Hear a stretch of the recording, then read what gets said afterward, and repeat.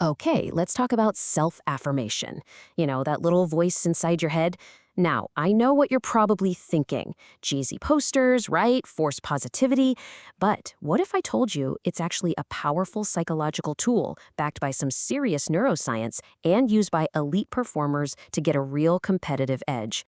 And hey, it's totally normal to be a little skeptical. I get it. The idea that just talking to yourself can actually change things, it sounds way too simple, doesn't it? But stick with me because the science here is anything but simple. And honestly, the effects are kind of mind-blowing. And to see what I mean, just look at this. We're not talking about just feeling good on a random Tuesday. This is an elite athlete, Alexia Inman, and she's talking about a critical part of her mental game. I mean, think about it.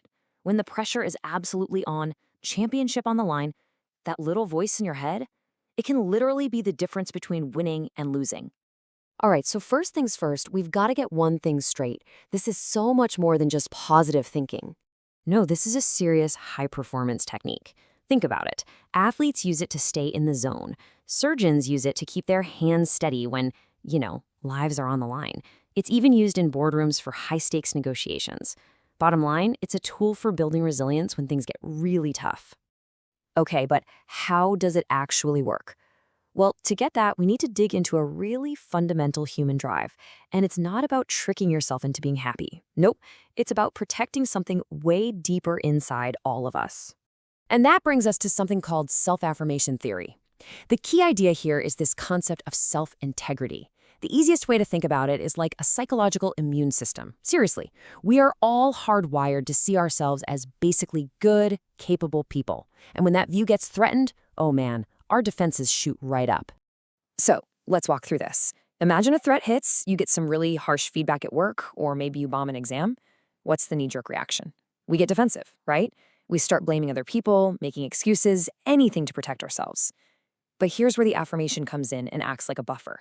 Instead of fighting the threat head-on, you take a second to think about a core value that has absolutely nothing to do with it. Like maybe you're a really creative person or a great friend. Doing that calms those defenses way down, which lets you actually look at the situation clearly and maybe even learn from it. And this right here is the game changer. It's this idea of fungibility. That's a fancy word, but the concept is simple. The old way of thinking was super rigid. If you failed a test and felt dumb, you had to go do something to prove you were smart. But what we know now is that our self-worth is much more flexible than that. You can actually restore your sense of value by tapping into a completely different part of who you are. It's exactly like drawing from your savings account when your checking account is low. It all contributes to your total self-worth. So the psychology is pretty cool, right? But now let's get into the hard science. What is literally happening inside your brain when you do this? Well, thanks to technology like fMRI scans, we can actually watch it happen in real time. And believe me, the changes are not subtle. They're clear, they're measurable. This isn't just some fuzzy feeling, it's a real biological event. Okay, check this out. What's absolutely fascinating is what happens in the ventral striatum. That's basically the main reward center of your brain.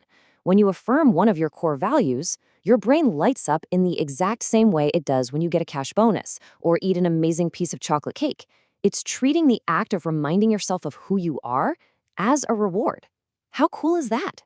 And here's the payoff. You can see it right here. By firing up that reward system, affirmations directly cool down the amygdala. That's your brain's little alarm system, the part that screams danger.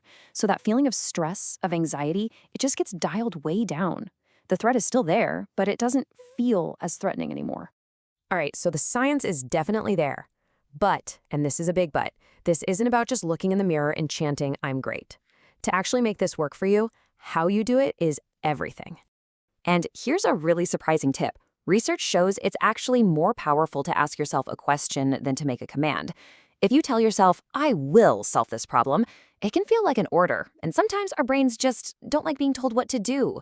But if you ask, "Will I solve this problem?" your brain automatically starts looking for the yes. It starts coming up with its own reasons why you can, and that builds way more genuine motivation. Okay, now we need to talk about a really important warning. It's called the backfire effect. For someone who's already dealing with low self-esteem, throwing a super positive generic affirmation at them can actually make things worse. I mean, if you're feeling really down on yourself and you force yourself to say, "I am a lovable person," your brain might just scream back, "No, you're not." It just highlights that painful gap, and you can end up feeling even worse than before. So the trick is to be much smarter and more authentic about it. Forget the huge, grand statements. Instead, focus on your real core values. Instead of, I am a huge success, maybe try something like, I am capable of learning and growing through challenges.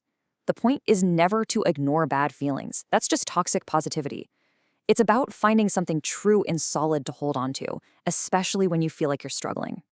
So when you put all this together, what kind of impact can these small, smart exercises have in the real world? Well, the results are pretty amazing, actually. Get this. There was a landmark study with middle school students. All they did was a simple 15-minute writing exercise, having them reflect on their core values. And that one exercise, it reduced the racial achievement gap in their school by 40%. I mean, that is staggering. It worked because it buffered them from the stress of negative stereotypes, which allowed their actual potential to shine through. And that's not just some fluke result. A huge meta-analysis, we're talking over 17,000 people, confirmed that this stuff works. It gives you these small but really meaningful boosts in self-perception, overall well-being, you name it. And the wildest part, some of the positive effects, like lower anxiety, actually got stronger the longer they tracked them. Okay, so let's tie this all together. Self-affirmation, it's not fluff. It is a legitimate, science-backed tool for resilience. It works by literally changing how your brain responds to threats, using your own reward system. But the secret sauce is authenticity. You have to ask the right questions and focus on your real values. The goal is never to pretend problems aren't there. It's about building up your core strength so you can face them head on. So I'll leave you with this question. The next time you feel that defensive wall go up, that knot in your stomach when you feel criticized or threatened, just pause for a second. Instead of lashing out, what's one core value, something that's truly you, that you could connect with in that moment to give yourself that little buffer of strength?